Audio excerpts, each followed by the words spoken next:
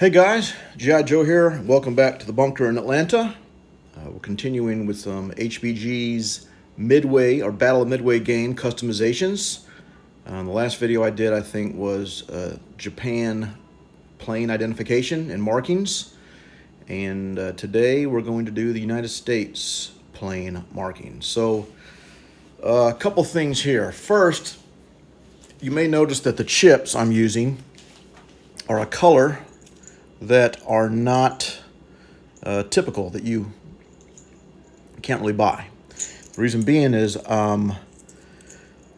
this is actually the Dauntless, or that kind of sea blue gray, whatever color that is very famous on, that you might see on video or pictures from the Battle of Midway. And incidentally, this is the same color paint I used on the table along with my US planes, which you might see right here. So that color is from Tamiya, bought at a hobby shop. It's AS19 for intermediate blue US Navy. And this was used with the two-tone when they had this on top.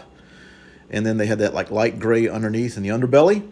And then later on in the war, when they went to three-tone, where they had a dark navy like this right here, they had a dark navy on the top of the plane, this in the middle, and the light gray on bottom. So that's what I did. Now, if you notice when I mentioned on my Japan video that the way the game comes, there are carrier cards, and each carrier has a different color. So like this is the Yorktown, it's green. This is the Enterprise, and it's like a gray, and this is, or a blue gray.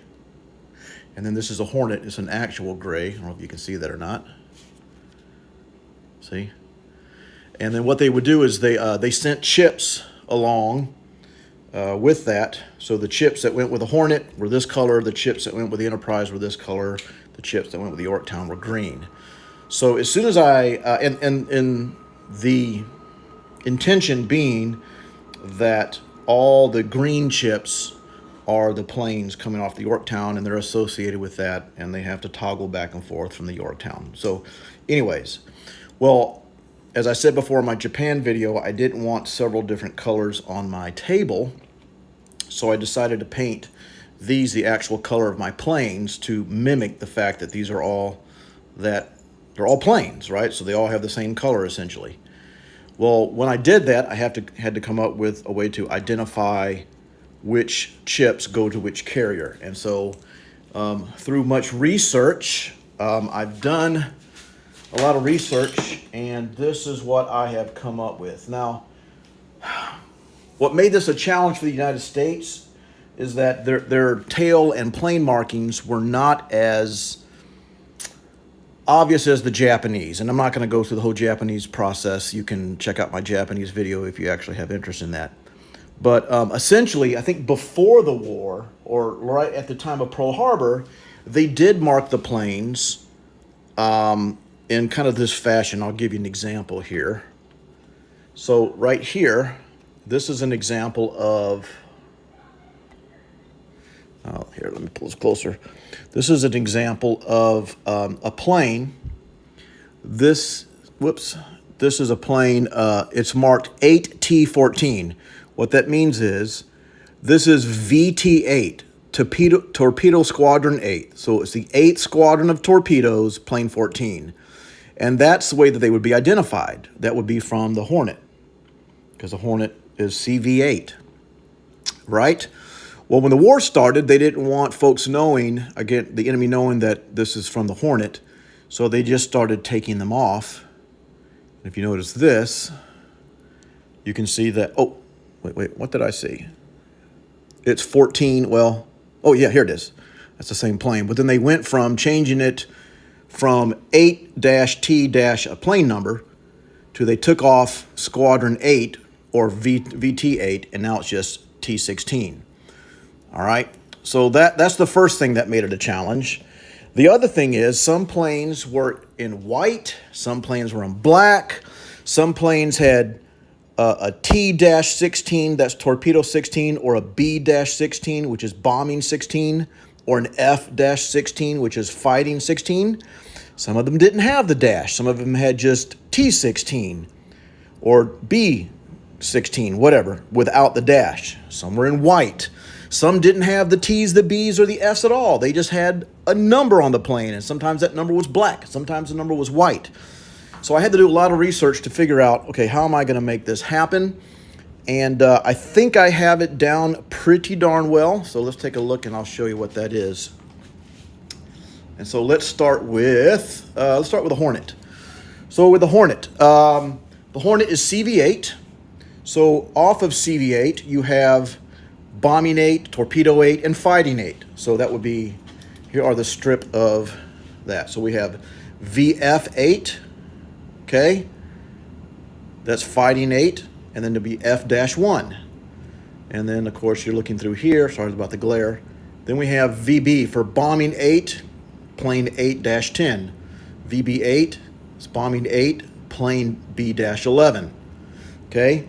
And so forth. And so what I've done, I haven't put on these in. Again, this video is not about you watching me put on stickers. I'm just explaining this. So I've already done 2 right here. And the planes that I just showed you right here on this, these torpedo planes from the Hornet, they're from 2 guys. Ensign Gay, which was the one torpedo guy that actually survived the battle, guy that got shot down and watched all the other battle happen from the ocean.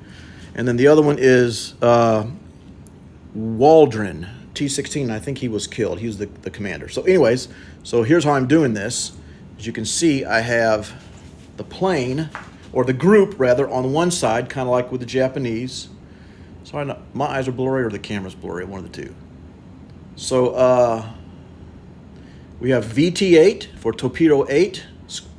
And on the back, we have T-16. So this is Waldron, right? And then we have VT8, and on the back, I have T-14.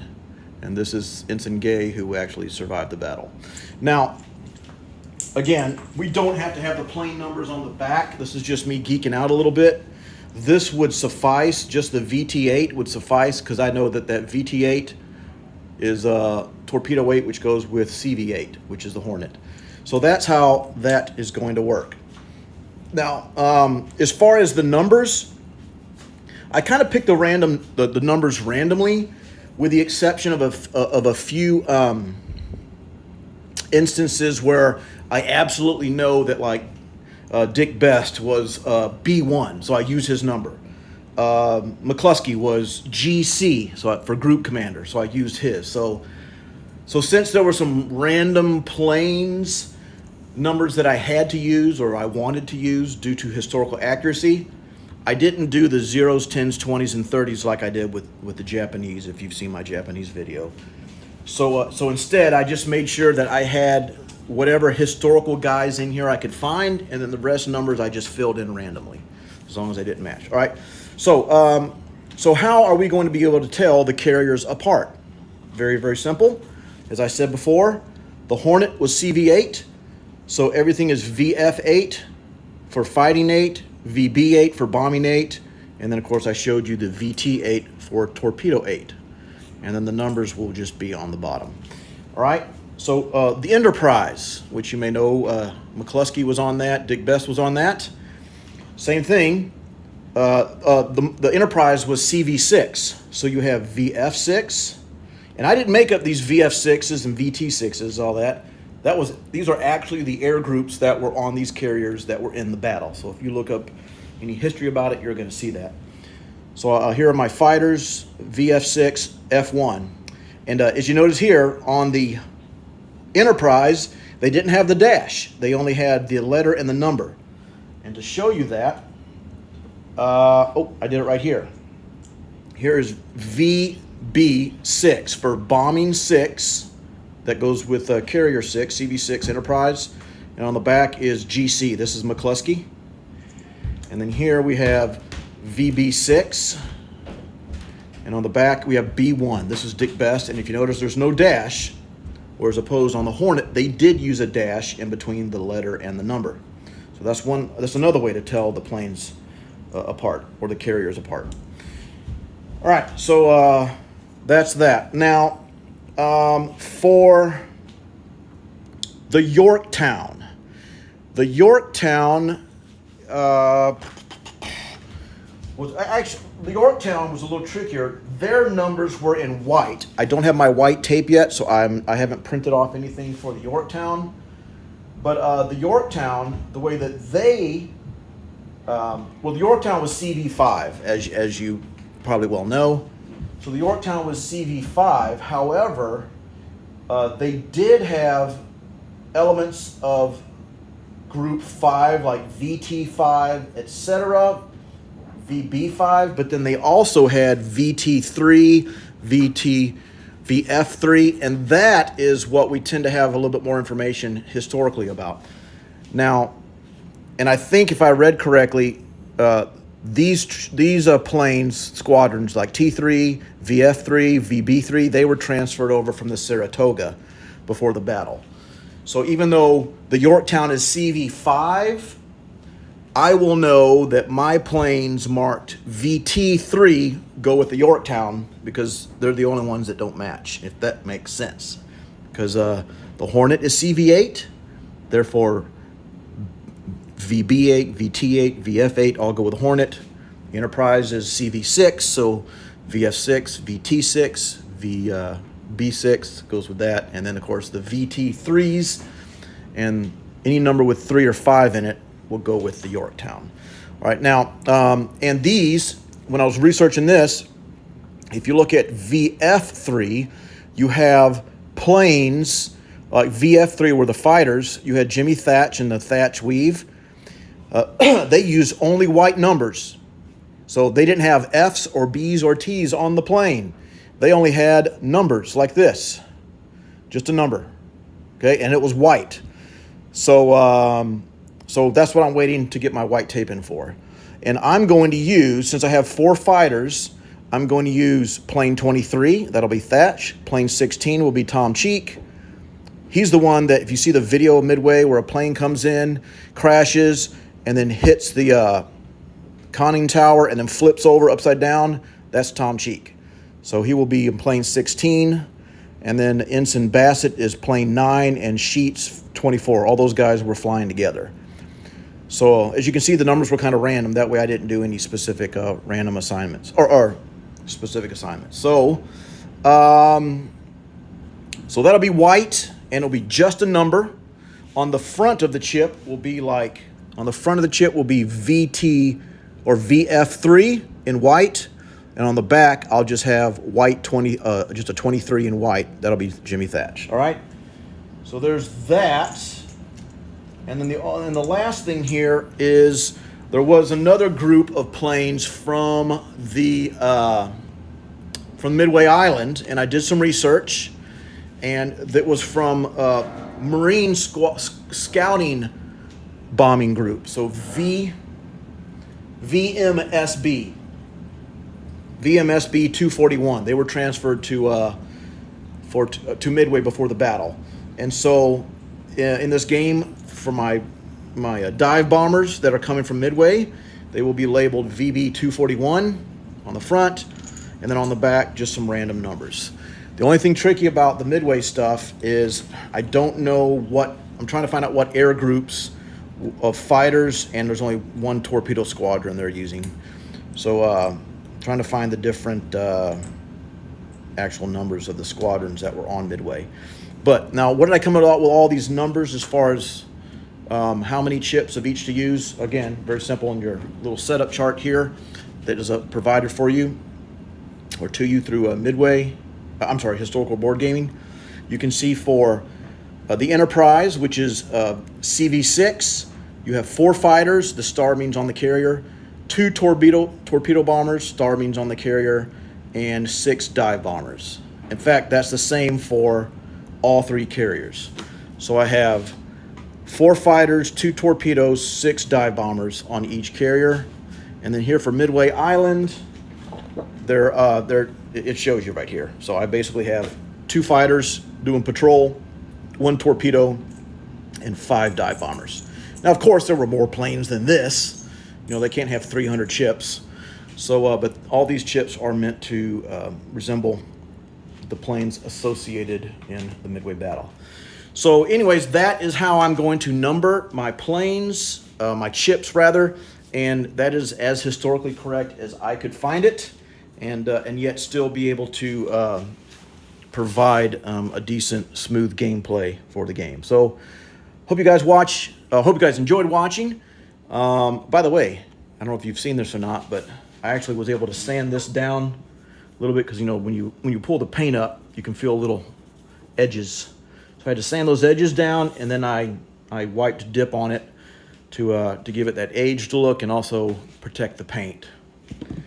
But it's almost too nice to put a map on it, you know, but whatever. Okay, guys, thanks for watching. If you want to see what I did for the Japan planes, if you haven't seen that already, just check my